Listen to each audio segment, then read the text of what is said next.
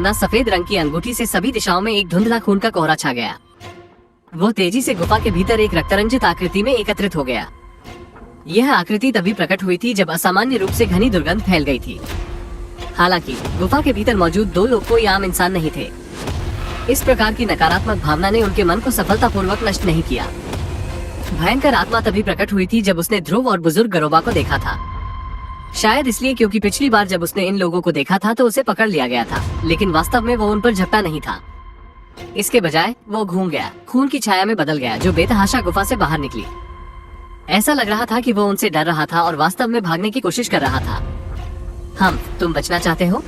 बुजुर्ग गारोबा ने उग्र आत्मा की हरकतों को देखकर ठंडी हंसी निकाली।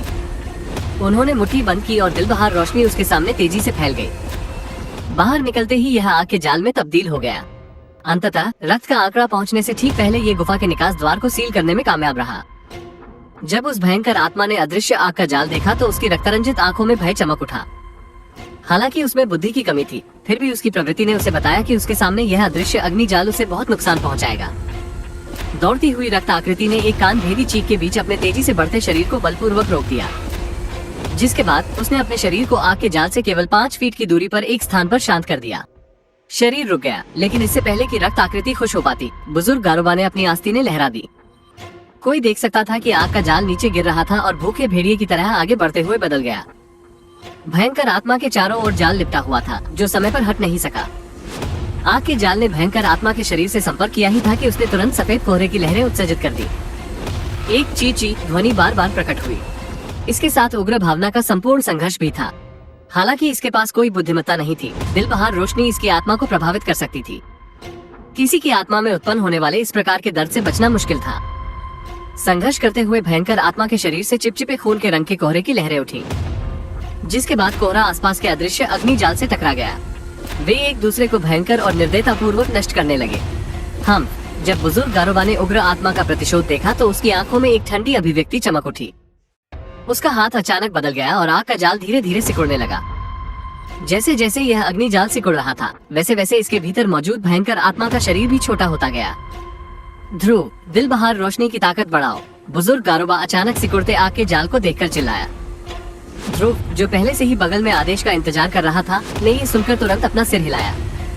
उसने अपनी उंगली हिलाई और अंदरूनी शक्ति की एक लहर फूट पड़ी। अंततः ये फायर वेब पर उतरा।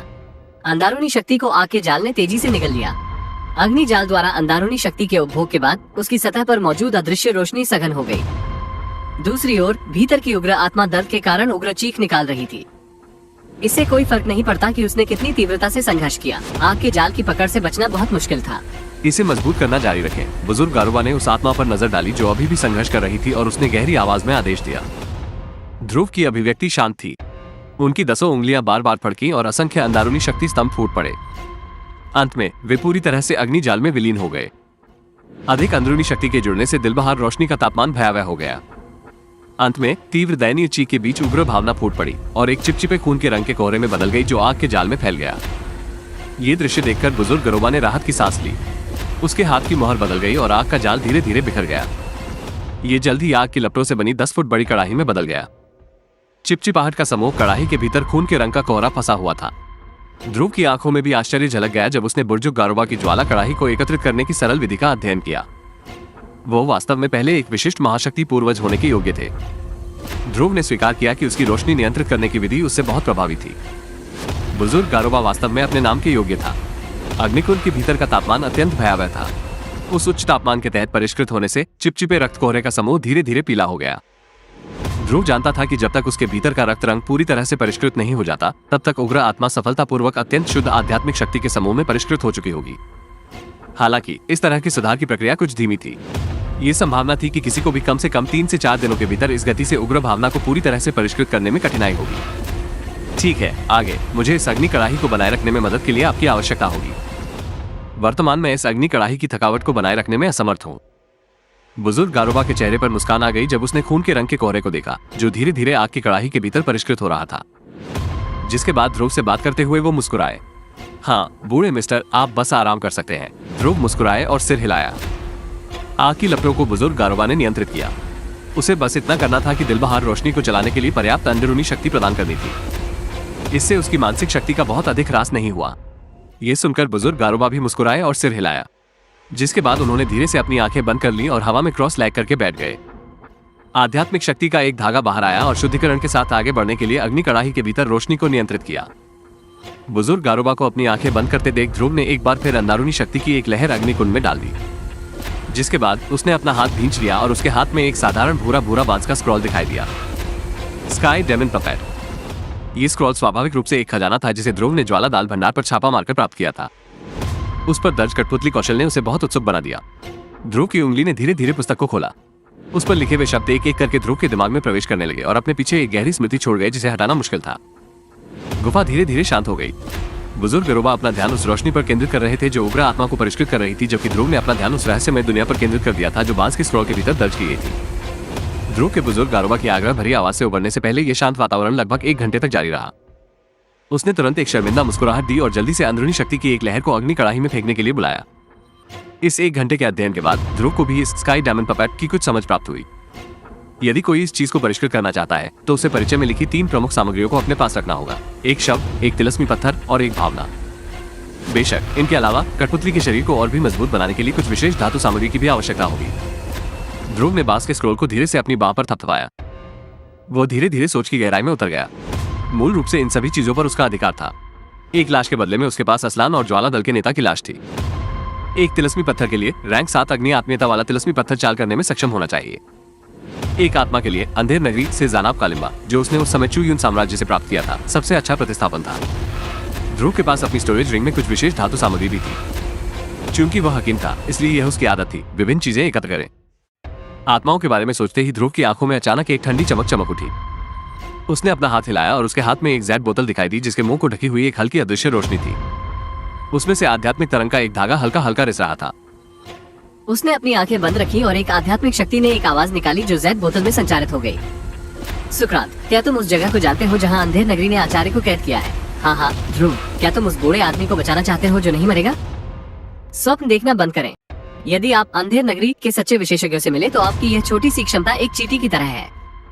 ही यदि आप वास्तव में जानना चाहते हैं तो आप मुझे बाहर जाने दे सकते हैं और मुझसे ठीक से विनती कर सकते हैं। शायद मैं अचानक दयालु हो जाऊं और आपको थोड़ी सी जानकारी बता दूं। जैड बोतल से एक अहंकारपूर्ण हंसी की आवाज आई। ध्रुव का चेहरा उदासीन रहा। उन्होंने अपनी सांसें बर्बाद नहीं की। उसकी उंगली के एक झटके से जैड हरी रोशनी की एक किरण जैड बोतल में प्रवेश कर गई। जल्द ही जैड बोतल से एक दयनीय कान भेदी चीख प्रसारित हुई। परेशान मत हो। आप क्या जानना चाहते हैं? हम इस मामले पर धीरे धीरे चर्चा कर सकते हैं। ध्रुव ने जैड बोतल के भीतर की भयभीत चीख को नजरअंदाज कर दिया। अपनी उंगली पहुंचते ही एक पतली रोशनी ने एक बार फिर बोतल का मुंह बंद कर दिया। फिर उसने जैड बोतल को वापस अपनी स्टोरेज रिंग में डालने से पहले उसका मूल्यांकन किया। ऐसे व्यक्ति के साथ व्यवहार करते समय यदि उसे थोड़ा कष्ट सहने दिया जाए तो बात करना आसान होगा। ये सब करने के बाद ध्रुव की नजर अग्नि कड़ाही पर पड़ी। उसके भीतर का चिपचिपा खून का कोहरा काफी हद तक हल्का हो गया था। जाहिर है परिशोधन काफी अच्छी तरह से प्रगति कर रहा था। ध्रुव की नजर अग्नि कड़ाही से हट गई।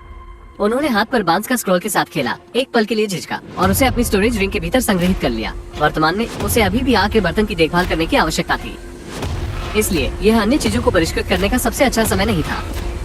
शुरू करने से पहले जब तक वो उग्र भावना को पूरी तरह से परिष्कृत नहीं कर लेता तब तक इंतजार करने में देर नहीं होगी। मन ही मन अपना निर्णय लेने के बाद ध्रुव ने झिझकना बंद कर दिया। उसने हल्की सांस छोड़ी, पालथी मारकर बैठ गया और अपने शरीर के भीतर की थकावट को पूरा करने के लिए ऊर्जा को अवशोषित करना शुरू कर दिया। शांतिपूर्ण शोधन के 3 दिन पल भर में बीत गए। इस दिन गुफा में जिन 2 लोगों की आंखें बंद थी उन्होंने बिना किसी पूर्व सहमति के एक साथ आंखें खोली। उनकी निगाहें हवा में तैरती आग की कड़ाई पर पड़ी। दोनों को लगा कि खून के रंग का चिपचिपा कोहरा पूरी तरह छट गया है। इसकी जगह अराजक वाष्प का एक समूह था। ध्रुव को उस वाष्प में अत्यंत सघन आध्यात्मिक शक्ति का आभास हुआ। आखिरकार इसे सफलतापूर्वक परिष्कृत किया गया है। जब बुजुर्ग गारोबा ने अदृश्य गैस को देखा तो उसकी आंखों में एक उत्साहित अभिव्यक्ति चमक उठी। उसने अपना हाथ हिलाया और आग का कड़ाहा ढह गया। ये तुरंत अदृश्य ज्वाला के समूह में बदल गया जो ध्रुव के शरीर में प्रवेश करने से पहले उसकी ओर दौड़ा। अराजक गैस के उस समूह को बुजुर्ग गारोबा ने अपने पास आने के बाद निगल लिया। फिर उसकी आकृति हिल गई और एक सफेद चमक में बदल गई जो सफेद रंग की अंगूठी में प्रवेश कर गई। हाँ, ध्रुव, इतने बड़े उपकार का धन्यवाद शब्दों में नहीं किया जा सकता। बूढ़ा मैं आऊंगा और इस आध्यात्मिक शक्ति को पूरी तरह से आत्मसात करने के बाद इस एहसान का बदला चुकाऊंगा। इसके अतिरिक्त इस अवशोषण के लिए मुझे जो समय चाहिए वो कुछ लंबा हो सकता है। आपको अधिक सावधान रहना चाहिए। बुजुर्ग गारोबा की हंसी सुनकर ध्रुव भी मुस्कुराया।